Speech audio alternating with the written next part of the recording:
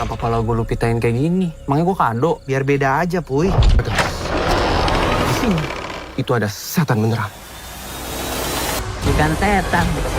Iya. Kesini ngapain? Gimana jadinya kalau abis mati, Reza Arab malah disuruh jadi hantu?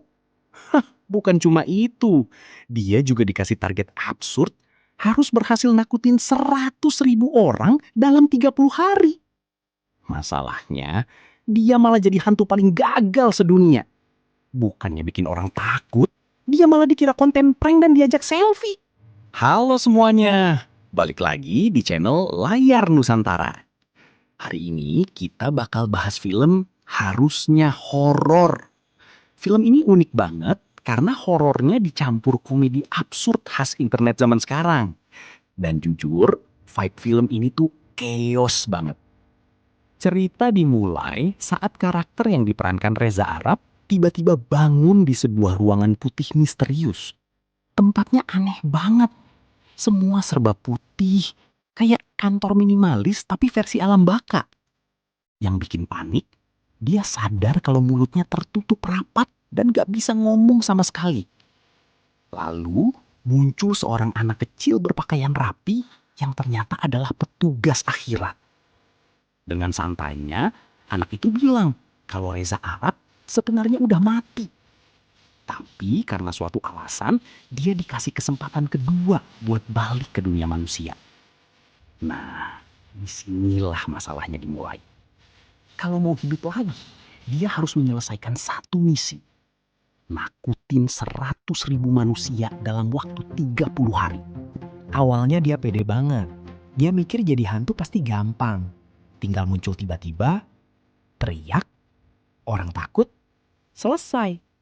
Tapi kenyataannya jauh lebih memalukan. Setiap kali dia muncul, orang-orang malah nggak takut. Ada yang ngira dia cosplay, ada yang ngajak foto, bahkan ada yang bikin dia jadi konten live streaming. Dan dari sini, film mulai dipenuhi komedi absurd. Ada banyak sindiran tentang dunia internet, streamer, viewers, sampai budaya viral yang relate banget sama kehidupan sekarang. Apalagi ada beberapa referensi yang mirip banget sama dunia nyata Reza Arab. Film ini juga punya aturan alam gaib yang aneh banget. Ternyata jadi hantu tuh ada sistemnya. Ada aturan menghantui manusia, ada hukuman kalau gagal. Bahkan suasana alam baka di film ini malah lebih mirip kantor birokrasi daripada tempat menyeramkan. Semakin mendekati batas waktu 30 hari, Reza Arab mulai panik. Jumlah orang yang berhasil dia takuti ternyata masih jauh dari target.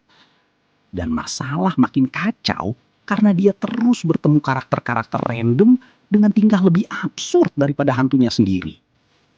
Di film ini juga muncul beberapa komedian dan aktor muda seperti Marsha Widianto yang bikin suasana makin chaos. Visual filmnya juga keren dan beda dari film horor Indonesia biasanya. Mulai dari ruangan putih minimalis, warna-warna terang, sampai efek visual ala komik yang bikin film terasa fresh. Film Harusnya Horor ini memang bukan tipe horor yang bikin jantungan. Tapi justru kekuatan film ini ada di komedi absurd dan sindiran dunia internetnya. Kalau kalian suka humor random, meme internet, dan komedi chaos khas Reza Arab, film ini kemungkinan bakal cocok buat kalian. Kalau kalian jadi hantu, kira-kira bakal bisa nakutin 100.000 orang nggak? Atau malah dikira konten prank juga? Tulis jawaban kalian di kolom komentar. Dan jangan lupa subscribe buat alur cerita film menarik lainnya.